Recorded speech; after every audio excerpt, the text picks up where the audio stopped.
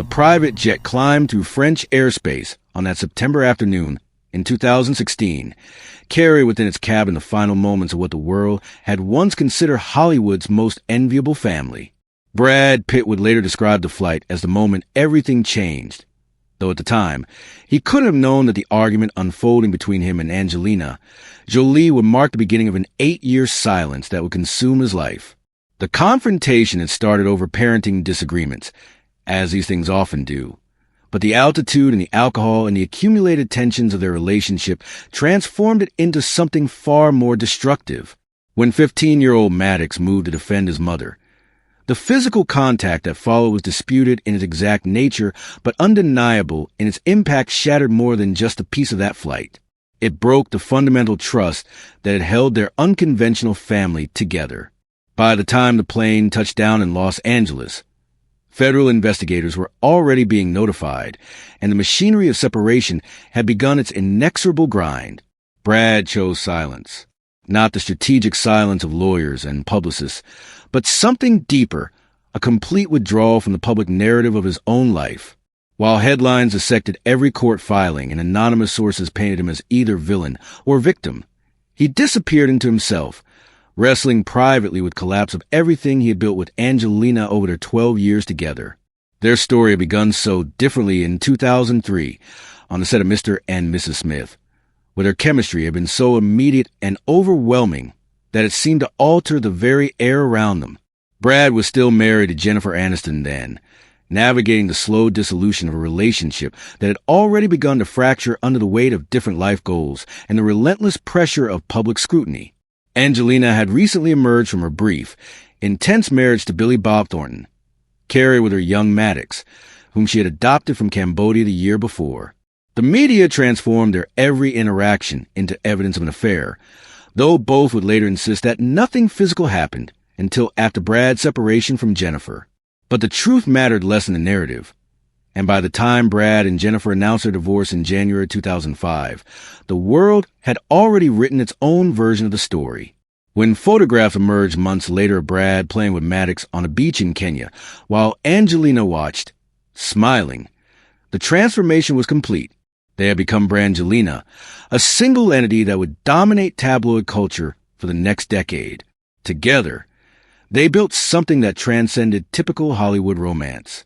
Their family grew with deliberate intentions. Ahara arrived from Ethiopia in 2005, Pax from Vietnam in 2007, each adopting a conscious choice to create something larger than themselves. When Shiloh was born in Namibia in 2006, they sold the first photographs for millions and donated every cent to charity. The twins, Knox and Vivian, followed in 2008, born in Nice, France, completing what appeared from the outside to be a perfect multicultural tapestry of modern family life. But raising 6 children across multiple continents while maintaining 2 of Hollywood's most demanding careers created pressures that no amount of money or staff could fully alleviate.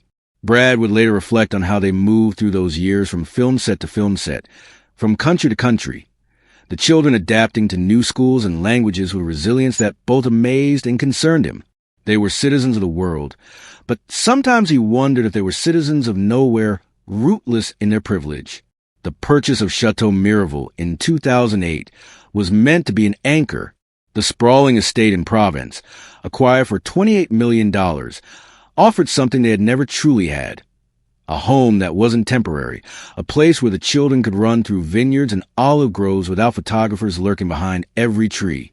Brad threw himself into the development of the property's wine business with unexpected passion, working alongside renowned winemaker Mark Perrin to create what would become one of the world's most celebrated roses. Their 2014 wedding at Miraval should have been a culmination. After 9 years together and 6 children, they finally formalized their union in a ceremony so private that the world didn't learn of it until days later. Angelina's dress, decorated with drawings from their children, seemed to symbolize everything they had built, unconventional, creative, centered entirely on their family. Brad would later say it was one of the happiest days of his life, though even then, fault lines were beginning to show. The pressures had been building for years. Angelina's preventive double mastectomy in 2013 and the removal of her ovaries in 2015 had taken an emotional toll that Brad struggled to fully comprehend. She had faced these decisions with characteristic courage, but the physical and psychological aftermath created a distance between them that grew harder to bridge. Brad's drinking, which had been a constant throughout their relationship, became more pronounced. What had once been wine with dinner became whiskey in the afternoon, then morning drinks to steady his hands. By 2016, they were two people occupying the same spaces, but living increasingly separate lives. Angelina's humanitarian work kept her traveling constantly, while Brad buried himself in production meetings and film projects. The children, sensing the tension, began to align themselves along invisible battle lines that wouldn't fully manifest until after that September flight changed everything. The FBI investigation that followed the plane incident lasted weeks. Agents interviewed each family member separately, reviewing flight records and examining physical evidence. The Los Angeles Department of Child and Family Services conducted parallel investigations, subjecting Brad to supervised visits with his children while they assessed the family dynamics. Both agencies ultimately concluded there was insufficient evidence to pursue criminal charges, but the damage to Brad's relationship with his children had already metastasized beyond repair. The temporary custody arrangement that followed gave Angelina primary physical custody, while Brad was permitted only supervised visitation. What was meant to be a short-term measure to allow tensions to cool instead became the opening salvo in a custody battle that would consume 8 years and millions of dollars in legal fees. Every therapist's recommendation became a battleground. Every proposed schedule changed a new front in their war. Maddox was the first to formally distance himself. Already 15 when the incident occurred, he was old enough to form his own judgments and make his own choices. Court documents would later describe his testimony as unfavorable to Brad, though the specific contents remained sealed. By 2021, sources close to the family revealed that Maddox had told the court he no longer considered Brad his father and had explored legally changing his name to Maddox Jolie. Pax's rejection came more publicly. In 2020, on Father's Day, he posted on a private Instagram account message that quickly leaked to media, calling Brad a world-class asshole and claiming the younger children lived in fear of him. Though the post was deleted within hours, screenshots circulated widely, offering a raw glimpse into the anger and pain that had been festering behind the family's carefully maintained privacy. The daughter's estrangement manifested differently, but no less definitively.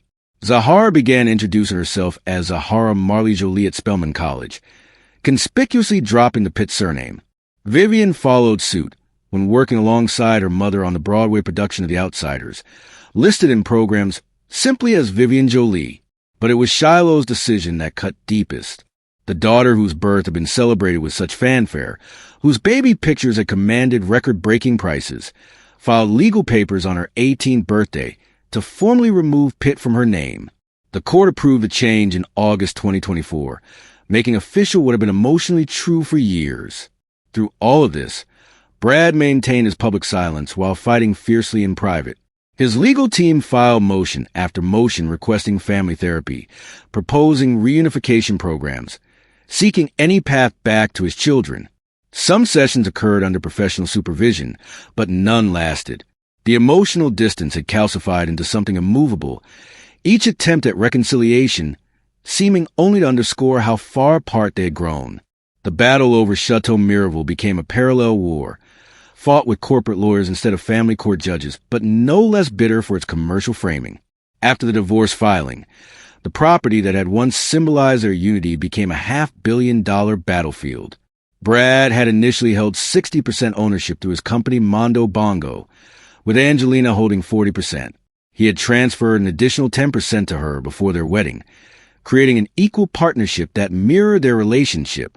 But equality in ownership didn't translate to agreement on the business's future. When Angelina attempted to sell her stake in 2021 to Tenuta del Mondo, owned by Russian oligarch Yuri Shefler, Brad claimed she had violated both written and verbal agreements requiring mutual consent for any sale. He filed a lawsuit seeking damages, alleging she had deliberately sold to someone she knew he had professional conflicts with, intending to complicate his management of the business they had built together. Angelina's legal team fired back with their own narrative. They claimed Brad had refused to buy her out unless she signed an expansive non-disclosure agreement that would have prevented her from speaking about not just the business, but also the circumstances of their divorce. Court filings revealed allegations that Brad had deliberately made the buyout process impossible, forcing her to seek outside buyers while he maintained control of both the business and their Los Angeles properties. The legal complexities multiplied exponentially. Luxembourg corporate law became entangled with California divorce proceedings. Allegations flew about hidden assets and deliberate obfuscation. By 2024, the case had generated thousands of pages of filings, with both sides accusing the other of acting in bad faith. The estate where they had married, where they had planned to make wine and memory for decades to come, had become a symbol of everything that had gone wrong between them. Meanwhile, Brad's professional life continued with mechanical precision. Plan B, his production company, maintains position as one of Hollywood's most prestigious producers of prestige content. Films like 12 Years a Slave, Moonlight, and Women Talking collected Academy Awards, while Brad remained notably absent from acceptance speeches and premiere red carpets. He worked, but he didn't perform the public aspect of his profession, avoiding interviews and appearances with determination that bordered on obsessiveness. His personal life during these years became an exercise in deliberate solitude. The sprawling Los Feliz compound that had once echoed with children's voices stood largely empty. He spent most of his time at a Santa Barbara estate, taking up sculpting with unexpected intensity. Friends who visited described rooms filled with abstract pieces, raw emotional energy transformed into clay and metal. He read voraciously, meditated daily, and maintained a sobriety with the dedication of someone who understood that alcohol had cost him everything that mattered. The relationship with Inesta Ramon that emerged in 2022 marked the first time since the divorce that Brad had allowed anyone new into his carefully controlled world. The jewelry designer, recently divorced herself, seemed to offer something Brad hadn't realized. He was looking for someone who existed entirely outside the narrative of his past, who knew him first as the quiet, damaged man he had become rather than the golden movie star he had been. Their engagement, confirmed in early 2025, surprised even close friends who had assumed Brad would never remarry. But perhaps it represented some essential proof that even lives shattered as completely as it could find new forms, that happiness might still be possible even if it looked nothing like what he had once imagined. When Brad finally broke his silence in May 2025, sitting for his first substantial interview since the divorce, he spoke with the careful precision of someone who had rehearsed every word in therapy sessions and sleepless nights. He didn't defend himself against the allegations that had accumulated over 8 years. He didn't attack Angelina or dispute his children's choices to distance themselves. Instead, he offered something more profound, an acceptance of reality that seemed to have cost him everything to achieve. "I didn't see the point of speaking up when everything was chaos," he explained, his voice steady but tired. Silence was the only way to avoid making things worse. He acknowledged the distance from his children without blame or self-pity. "I'm always here if they need their father," he said, the statement hanging in the air like an open door that might never be walked through. He spoke about sobriety not as an achievement, but as a daily choice, about therapy not as a cure, but as an ongoing process. The man who had once embodied American masculine confidence had been replaced by someone more tentative, more careful, more aware of his capacity for damage. "What happened," he said about the plane incident, refusing to relitigate the past even as it continued to define his present. The interview revealed a man who had spent 8 years not just in silence, but in active reconstruction. The sculpting, the reading, the meditation. These weren't hobbies, but attempts to build a new self in the wreckage of the old one. He spoke about his work with Plan B with genuine pride, about the stories they were telling, and the voices they were amplifying. But when the conversation turned to his children, his composure wavered slightly. "No one gets married thinking their kids will turn their backs on them," he said, and for a moment the careful control cracked, revealing the raw grief beneath. Angelina, for her part, continued her own journey with characteristic intensity. Her work with refugees and displaced persons remained constant, providing a purpose that transcended personal pain. She spoke in interviews about healing and moving forward, about focusing on her children's well-being above all else. When asked about Brad's interview, She offered only that she was relieved the divorce was finalized, that everyone could now move on with their lives. But moving on, both discovered, was more complex than simple forward motion. The children they had raised together carried the trauma of their family's dissolution in different ways. Maddox, now in his 20s and living in South Korea, had built a life entirely separate from his father's influence. Pax remained largely out of public view, dealing with his own struggles that manifested in motorcycle accidents and emergency room visits that spoke to pain-seeking physical expression. The daughters navigated their own paths through the wreckage. Zahara thrived at Spelman, embracing her identity as part of the historic black sorority Alpha Kappa Alpha. Shiloh pursued dance with serious dedication, her talent evident in viral videos that showed a young woman finding her own form of expression. Vivian discovered theater, working alongside her mother on Broadway, finding in stage drama a way to process real-life chaos. Knox, the most private of all, remained shielded from public scrutiny, his relationship with Brad unknown to anyone outside their immediate circle. The financial resolution came in pieces. The divorce was finalized in December 2024, dividing their shared assets according to agreements that remained largely sealed. The Miraval litigation continued, grinding through international courts with no clear resolution in sight. The estate that had once promised peace had become a permanent reminder of war, its very name evoking legal briefs rather than wedding vows. As 2025 progressed, Brad prepared for his return to leading man status in a Formula One film that had been years in development. Working with Lewis Hamilton and backed by Apple's considerable resources, the project represented not just a professional comeback, but a deliberate re-engagement with public life. He trained intensively, learning to drive Formula One cars with the same dedication he had once brought to learning architecture for his role in The Curious Case of Benjamin Button. But the man preparing for this return was fundamentally different from the one who had commanded screens for 3 decades. The easy charm had been replaced by something more measured, more careful. In preparation sessions, he spoke thoughtfully about aging in Hollywood, about the strange experience of watching his own face change while his most famous roles remained frozen in time.